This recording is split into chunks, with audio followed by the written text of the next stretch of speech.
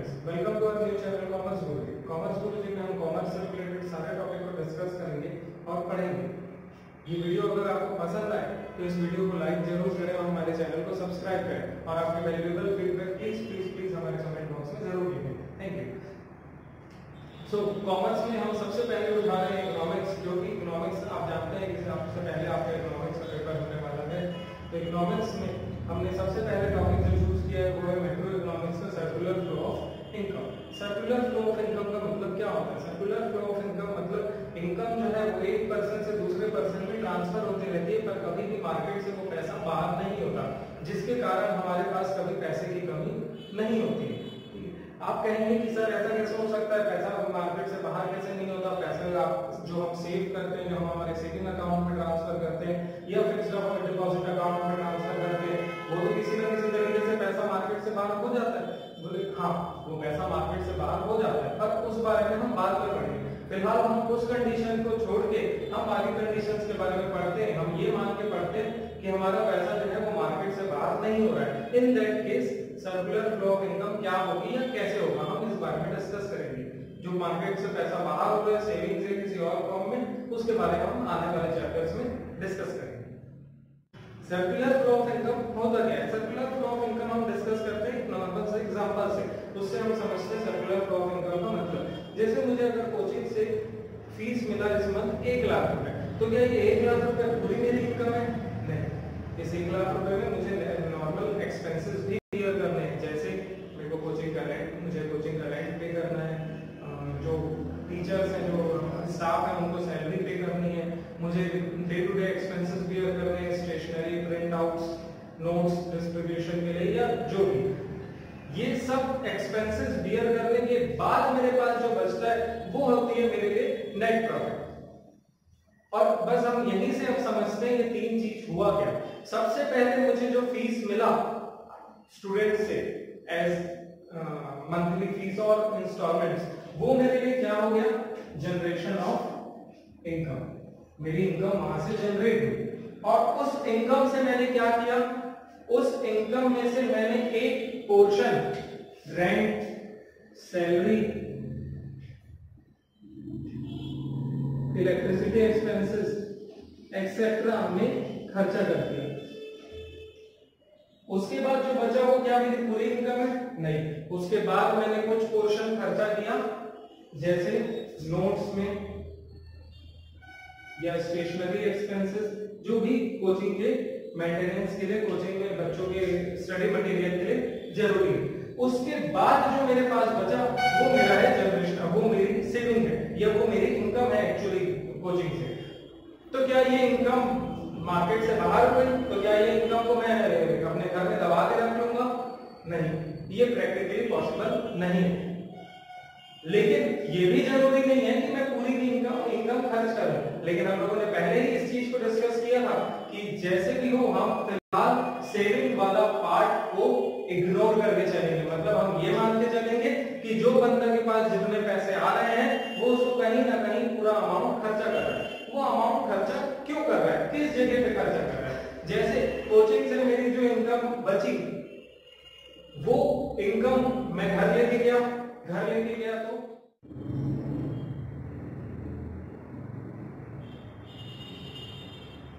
मेरे पास जो फीस आया तो टोटल कोचिंग से वो मेरे लिए हुई जनरेशन ऑफ इनकम। और उस जनरेशन ऑफ इनकम से जब मैंने एक पोर्शन रेंट और सैलरी और इलेक्ट्रिसिटी एक्सपेंसेस भी खर्चा कर दिया तो वो हो गया distribution of income. Distribution of income के बाद मैंने जब उसमें से कुछ पोर्शन नोट्स या स्टेशनरी इसमें कोचिंग के लिए खर्चा किया तो वो हो गया डिस्पोजिशन ऑफ इनकम। इसके बाद मेरे पास जो पैसा बचा that is my profit, that is my actual profit, जिसको मैं घर ले गया और घर के बाकी दूसरे मेंटेनेंस एक्सपेंसेस में खर्चा किया, जैसे ग्रोसरीज के, जैसे एंटरटेनमेंट एक्सपेंसेस, मूवीज में, वोटिंग में, या फिर मेडिकल एक्सपेंसेस, इस तरीके।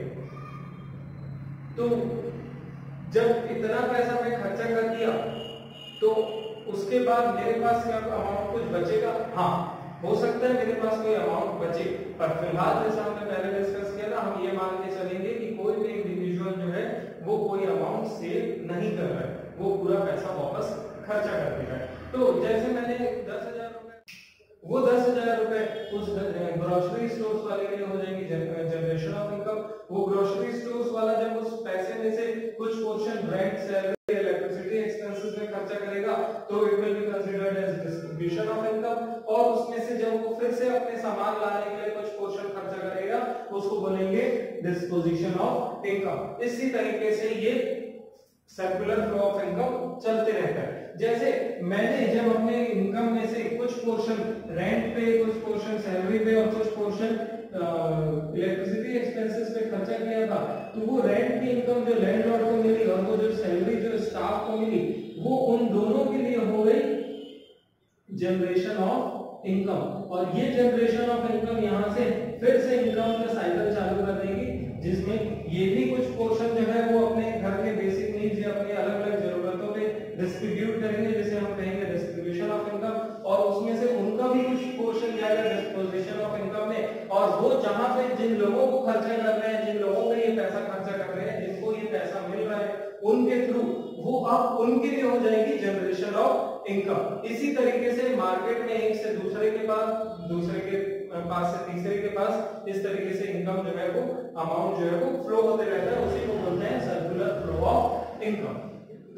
दोस्तों इस टॉपिक को लेकर बहुत ज्यादा बुकिश होने की जरूरत नहीं है, इसके मटेरियल के लिए आपको बहुत ज्यादा बुक की जरूरत नहीं है। अगर आप इस टॉपिक को समझ लेते हैं और उसके बाद ये तीन फेजेस जो है, three phases of circular flow of income, इन तीन फेजेस को लेके आप अगर अपना खुद का भी एक डेफिनेशन, एक मीनिंग ड्राफ्ट कर लेते हैं सर्कुलर फ्लो ऑफ इनकम का, then too it is sufficient. It is not necessary, CBSE कहीं नहीं बोलता कि आपको बुकिश डेफिनेशन लिखना है, नहीं। आपका डेफिनेशन जो है that should be up to the mark और it should contain some technical elements. चलिए अगले टॉपिक की तरफ बढ़ते हैं। हमारा अगला टॉपिक है स्टॉक एंड फ्लो।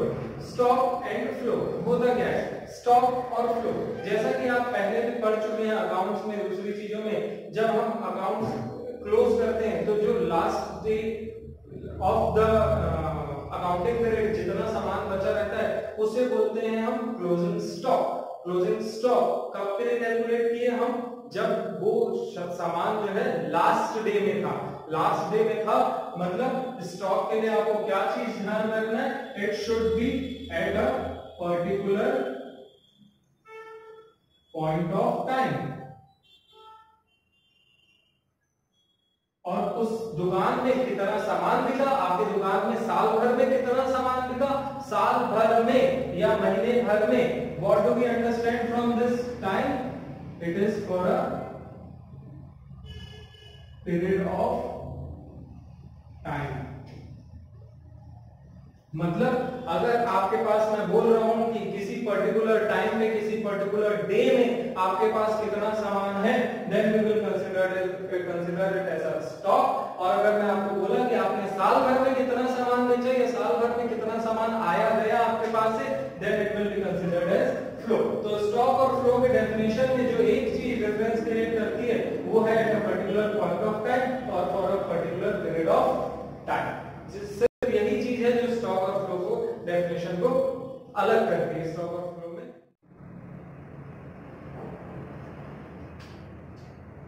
फ्रेंड्स हमारा अगला टॉपिक है real flow and money flow. Real flow को हम एक्चुअल फ्लो और फिजिकल फ्लो भी कहते हैं, वहीं मनी फ्लो को हम कहते हैं नॉमिनल फ्लो। रियल फ्लो मतलब होता क्या है? रियल फ्लो मतलब when any individual, an individual is considered as a household, when any individual is providing his goods or services to any type of organization, then it is considered as providing factor services. Like if I am serving in any school, then I am providing factor services to the school, and that through that school those services are being provided to the students. So it is considered as consumption of goods and services. This consumption of services from me to school and through school to again back to the students, it is considered as real flow. अब क्या यहाँ पे मुझे कोई पैसा मिला? नहीं। क्या मुझे यहाँ पे इस रियल फ्लो में कोई पैसा मिला? नहीं। हो सकता है मैंने ये जो सर्विस स्कूल को प्रोवाइड की है, against those type of services तो स्कूल अगेन मुझे कोई और सर्विसेज प्रोवाइड करे। हो सकता है वो मुझे 2 टाइम का खाना दे, हो सकता है वो मुझे मेरी अदर कोई नीड्स को फुलफिल करने में मुझे हेल्प करे, हो सकता है वो किसी और तरीके से मुझे पे करे। मतलब ये एक तरह से बार्टर एक्सचेंज भी हो सकता है, ठीक है। लेकिन अगला सिस्टम है मनी फ्लो। अगला सिस्टम है मनी फ्लो। मनी फ्लो में क्या होता है, मैंने स्कूल को सर्विस प्रोवाइड किया, so school is providing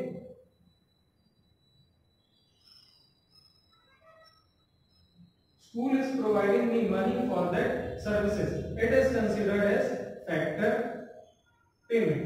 It is considered as factor payment. मैंने जब स्कूल को सर्विस प्रोवाइड किया, मैंने जब स्कूल में जॉब किया, मैंने स्कूल में पढ़ाया, तो school is paying for that to me and that payment is set to the factor payment. और जब आप लोग कोई स्टूडेंट स्कूल में पढ़ रहे हैं और उसके against you are paying to the student, it is considered as consumption expenditure, and this flow is said to be money flow। ठीक है, मतलब एक बार फिर से, जब मैं स्कूल में जॉब कर रहा हूं और उसके बदले स्कूल आप लोगों को सर्विस दे रही है और उसके अगेंस्ट स्कूल से मुझे किसी भी तरीके के गुड्स या सर्विसेज मिल रहे हैं, तो उसी को कहते हैं real flow, a type of barter exchange. और मनी फ्लो में जब मैंने उस स्कूल में किसी तरीके का सर्विस प्रोवाइड किया और school is providing me some amount as my remuneration, that remuneration is said to be factor payment. And you as a student you are providing fees to the school, that fees is considered as consumption expenditure। Friends, अगर आपको ये video पसंद आया हो तो please इस video को like करें, और अगर आपको इस वीडियो में कोई चीज की इंप्रूवमेंट की गुंजाइश लगी हो तो प्लीज हमें जरूर इन्फॉर्म करें।